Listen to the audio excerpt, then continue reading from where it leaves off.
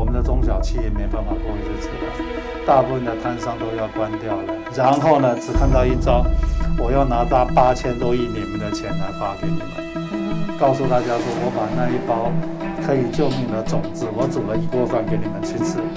问题是吃完以后后面剩下什么？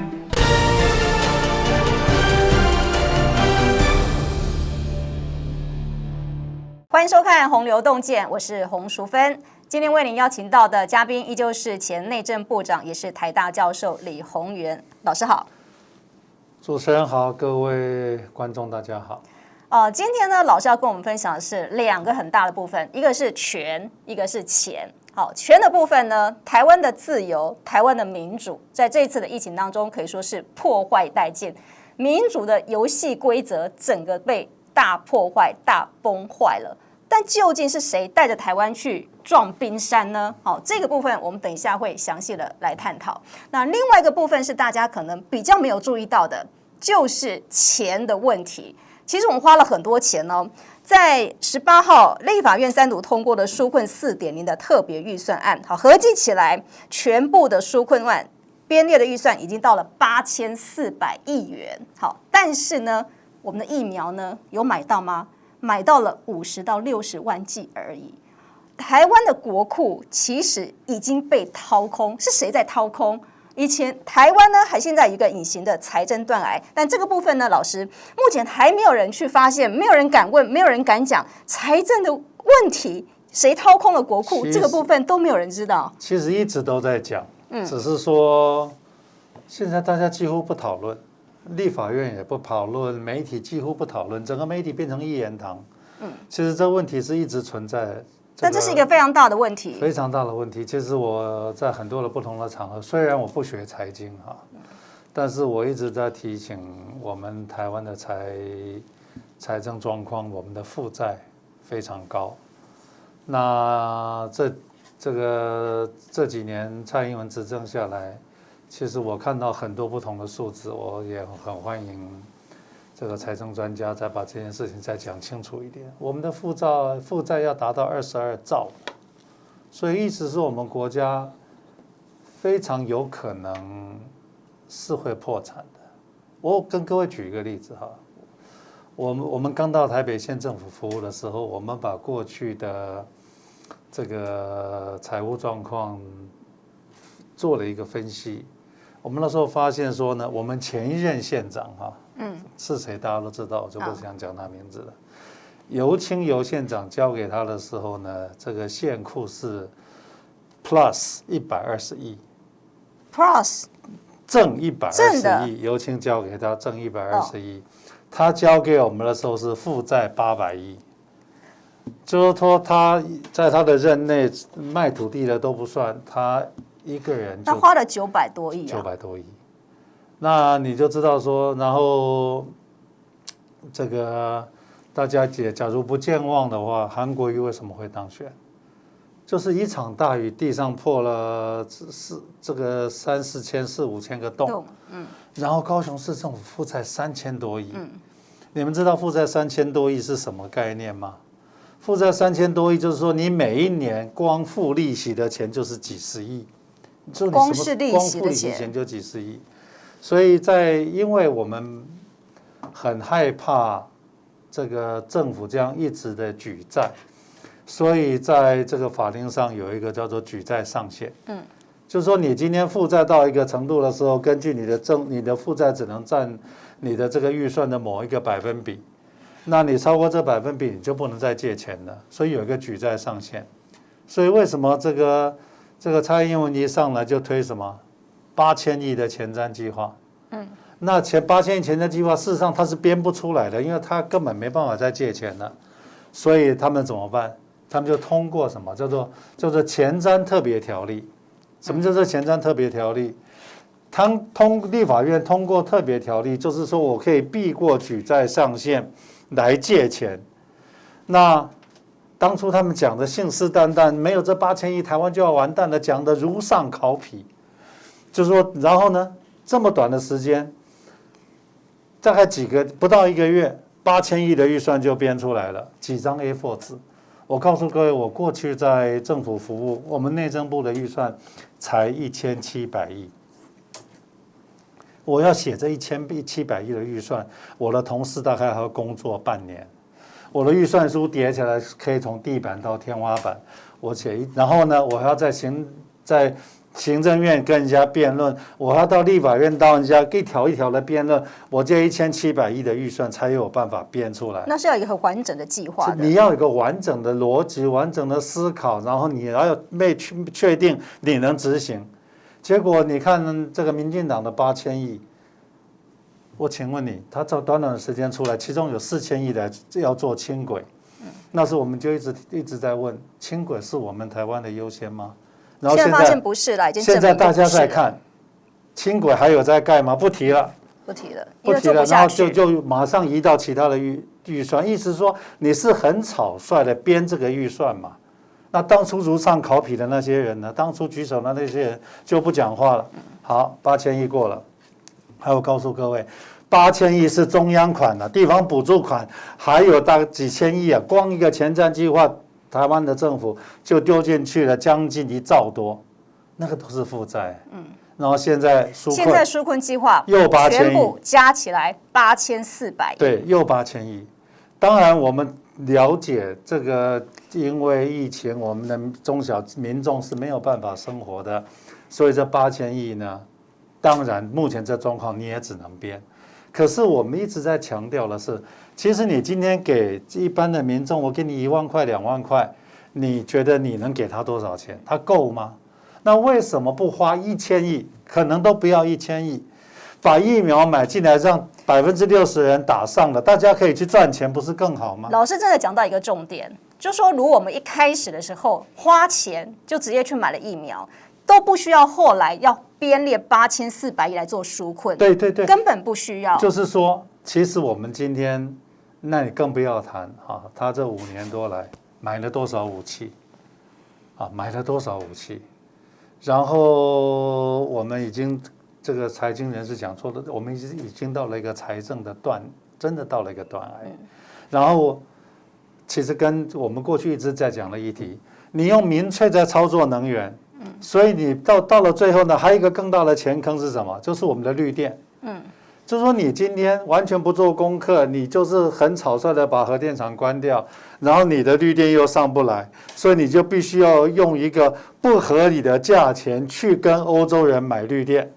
那等风电开始运转的时候，1度电费5块钱，那这个会不会转嫁到民众身上？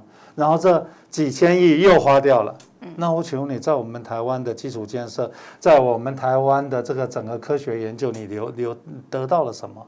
所以我过去一直有一个论述啦，也几乎没有引起回响，就是说我有1包种子，你要把它撒1亩田，来种出更多的粮食来养大家呢，还是我今天把这包种子煮成1锅饭，大家把它分了吃了，我把这一餐顾好了，后面就不管了。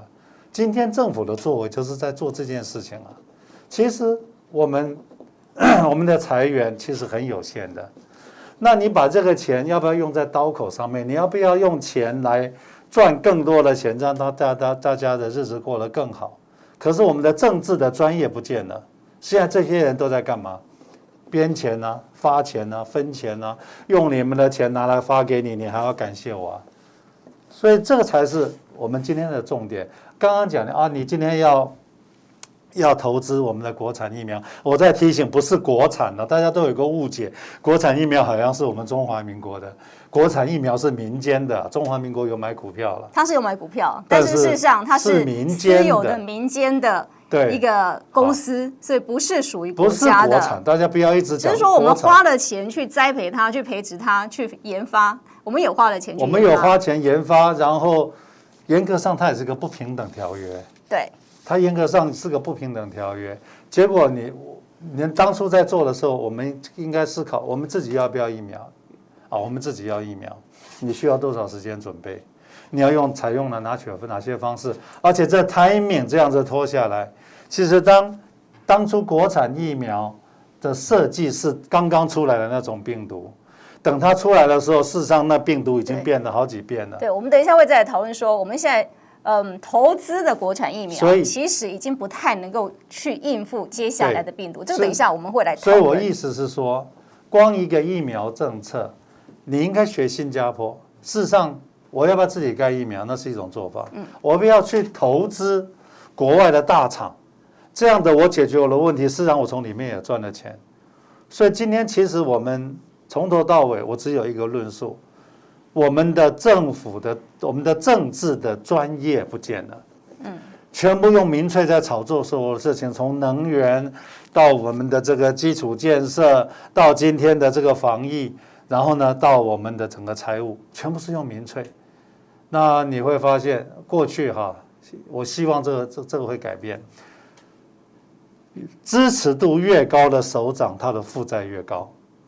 支持度越高的首长，他的负债越高。为什么？我今天很坦白的告诉各位，很多的政治人物他的支持度非常高。为什么非常高呢？其实太简单了嘛，有求必应。你只要来找我，任何民间团体来找我，20万、30万，对这个20万、30万办一个活动，对民间团体是一笔大钱。我今天把这个财政里面这个框列一部分的钱，你只要来找我，就有求必应。你觉得它不会很 popular 吗？它会非常的 popular。可是这样的一个结果，大家看到什么？大家就看到我们的基础建设一塌糊涂，就看到我们的整个的越往基层，我们的品质越差，然后这个负债就越来越高，就这样一直累积到现在，我看到的那个数字是22兆。22兆是蛮可怕的一个数字，很可怕的数字。台湾应该说政府本来应该是要做一个专业的守门员，但是呢，就是因为这样的方式，民粹的方式，就变成了把我们的国库都给掏空了。而且我提醒各位年轻朋友我们台湾人也很厉害，我们不欠外债，那我请问你，这22兆是欠谁的？欠后代子孙的，欠你们的，欠年轻人的。我们就把后代子孙的钱先把它预支了。那当我们这一代很快就要退休了，当后面的人接上来的时候，事实上他接的是一个烂摊子。就像我很担心这个疫情，假如这样继续关下去，假如我们没有一个正确的一个打击方式，其实很快的。这些中小企业都要垮掉，可是等他们垮掉以后，我请问你，他有能力再站起来吗？所以我也一直在呼吁，今天的这个疫情现在已经变成叫做复合式的灾害，其实他的专业已经远超过卫福部的专业了。我觉得应该不是说我对陈时中有任何意见他当然非常不专业，可是应该要有更高阶层的人来处理这个疫情所衍生的所有的灾害。公共卫生、疫苗，它只是其中一块而已。慢慢的，它可能会变成不是那么重要的一块。我们的整个的经济的发展，对这个教育，对很多的问题，其实我觉得慢慢就会凸显出来。已经变成一个复合式的灾害，已经远超过陈时中的能力有办法 handle 的。对，老师刚刚提到一个数字，就是22兆，这是呢国库目前虚空的公共财政的部分，赤字的余额超过了新台币22兆。所以呢，台湾现在面临有一点点感觉，就是面临的财政的断崖。整个国家是不是就要破产了？已经面对这个，已经到了这个地步了。大家可能台湾人不太熟悉什么叫做国家破产。对。这个阿根廷破产过，这个亚洲金融风暴的时候，韩国破产了，这个希腊破产了，西班牙破产了，意大利破产了。过去我还在美国读书的时候，常常过一阵子就是什么呢？联邦政府破产，然后不然就是州政府破产。什么意思？第一个，公务员薪水发不出来，这就很严重了，你就回家去。因为政府没有办法付钱给你了，公务人员要是没有薪水，整个政府怎么运作呢？他只能维持一定的基本的人员这美国是大国，它其实冲击不大的。可是当你一个小国破产的时候，你会发现你的币值是不值钱的。大家想象说，假如说我们今天的币值不值钱的时候，那我们怎么办？所以我是觉得当然这不是我的专业，我也欢迎各位找真正的财经的这个专家来很严肃的谈这件事情。国家破产的情境是什么？然后呢，韩国活生生的，他在亚洲金融风暴，他们国家破产了。那时候大家来研究一下，那时候韩元1块钱换多少块美金？然后更重要的是，学习人家在这短短的时间，他为什么可以站起来？他把我们台湾跨过去，这就是我们真的这个国家非常值得我们学习。然后大家都会发现，打开电视都在看韩剧，你就会发现说他们 Samsung 卖到全世界，然后你不是在长人家的威风啊，事实上这是我们必须要学习的，就是看别人的经验，看别人的经验，然后看现在他也疫情爆发，他去年是爆发的一塌糊涂，可是人家我今天早上看啊，人家疫苗已经达到了30%，快到40%了。就是说，人家疫情爆发比我们严重太多了。那这段时间他们都在干什么？然后亚洲那个新加坡也是，当我们爆发的同时，新加坡也几乎爆发，他们的确诊的人数可能都好像比我们还多。可是这么短的时间，那新加坡在干什么？那我们在干什么？我觉得有太多的样本可以让我们学习，但是我们的政府就偏偏有自己一套逻辑，这套逻辑到了今天讲不清楚，我们就是在等国产疫苗。